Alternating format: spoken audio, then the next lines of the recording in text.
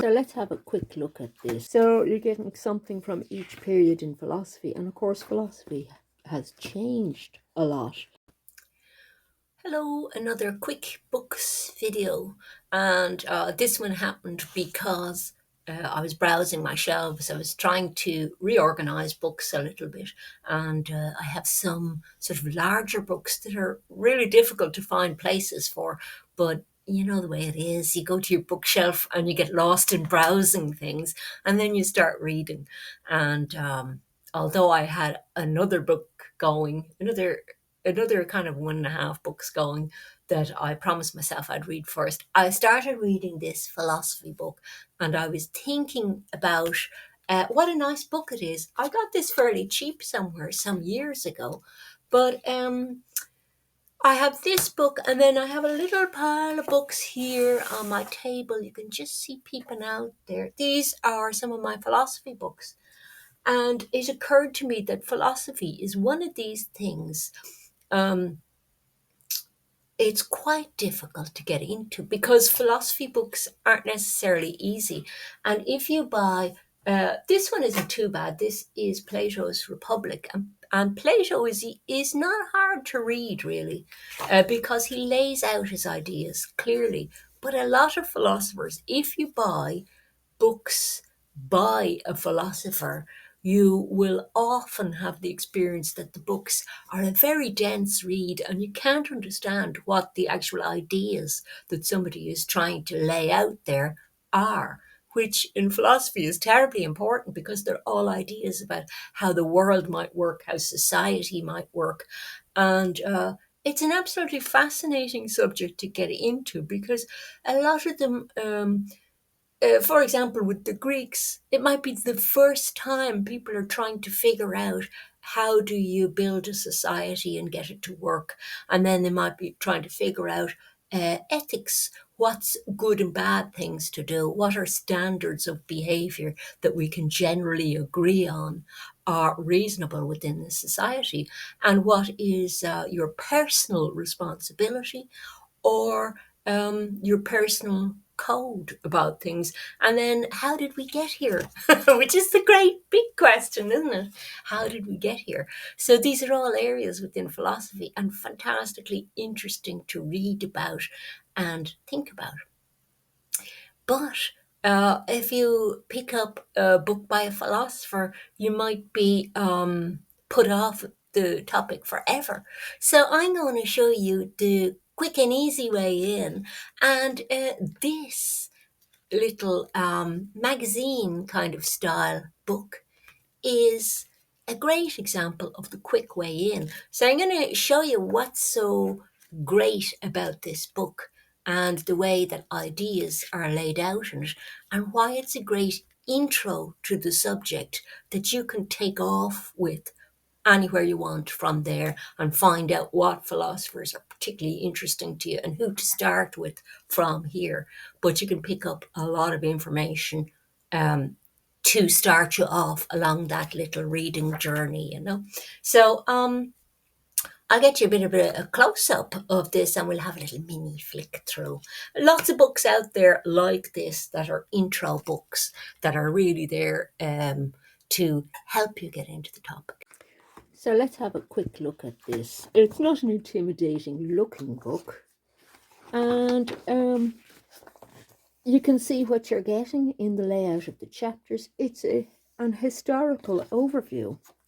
So you're getting something from each period in philosophy. And of course, philosophy has changed a lot and isn't like a fixed thing because it's people talking about how the world might work. So it starts off with classical antiquity, and the sections have very sensible kind of divisions to them, and you can see there are loads of images, which is really nice. So it's got that much about classical antiquity. It's not an exhaustive intro to the topic, but what I really like about this book is the fact that it has this kind of panel layout, and I find for introductory books this panel layout is terrific to give you an overview of what's happening in that particular chapter. So you read kind of the panel first, and then you read the sections, and they've kept the sections fairly short, and they have illustrated them with really nice artworks. So you'll get your bit of art in there as well. So it's very entertaining book, as well as containing the ideas that you want, and it's written very well. It is written by several different authors, because I presume they're specialists in the different areas. But you learn a little bit about the history of ideas, as well as just straight philosophy, because it's everything is in an historical context. So it's lovely. It's not too wordy intro, and I think it's by far preferable than trying to wade into an individual philosopher and getting very bogged down there.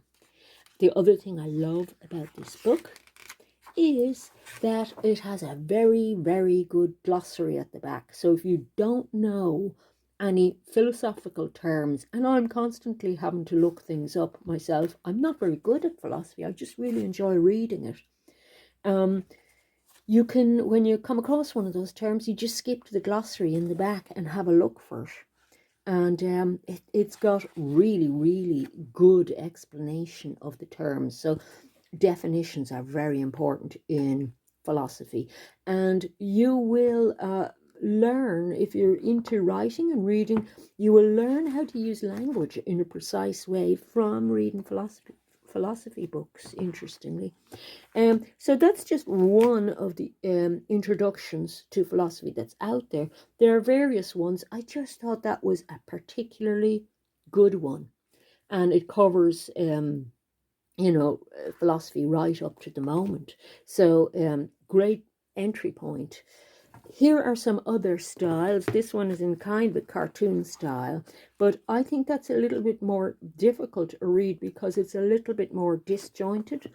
This one is a bit better, I think, because this one approaches it from the point of view of just discussing not so much the different philosophers, but the different ideas in philosophy. So that's another way in which to enter the thing. Then I have one, this was a favorite as well, but this was based on a show that used to be on TV about philosophers, and they covered a different philosopher every week. So that is, it just has a short section on each philosopher. But I thought that this was a wonderful way to get into philosophy, because you've got all your beautiful artwork in there. It's a good price, and it covers a lot, really a lot in it. So give philosophy a go. And then there are some very good philosophy people on YouTube. There's a guy called Jared Henderson, and he does very good philosophy videos and suggestions about what to start with in reading as well. And, he's a different approach from me, obviously. But, yeah, do read some philosophy. It's kind of a grown-up read, but it's a refreshing change from just reading fiction all the time. So I hope you found that intro useful. This is kind of I'm calling it a booktube for grown-ups, because there are acres and acres of things on YouTube that are all kind of very teenagey choices of books. And of course, they're all going to be fiction, and they're all going to have very exciting storylines and everything. But I wanted to do some books that are your sort of average grown-up reader friendly. And for somebody who's looking to sort of expand their reading tastes as well, and likes hearing about stuff that maybe they don't read too often, as well as things that they do like reading.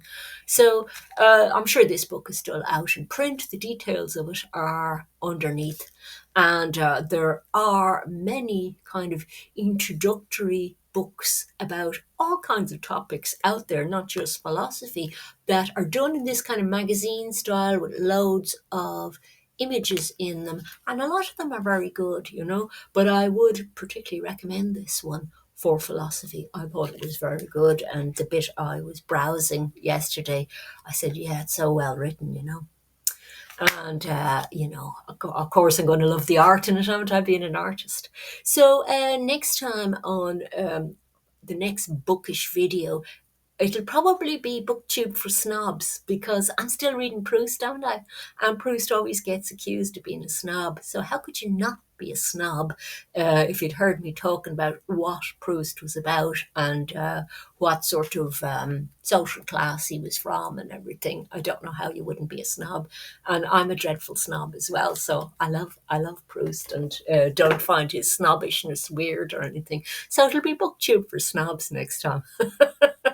So, have a go at philosophy, though. Philosophy is great and asks all the interesting questions that keep you awake at night, lying in the bed wondering, where did we come from? Where are we going? Why are we here? What should we be doing? See you, folks. Enjoy your reading.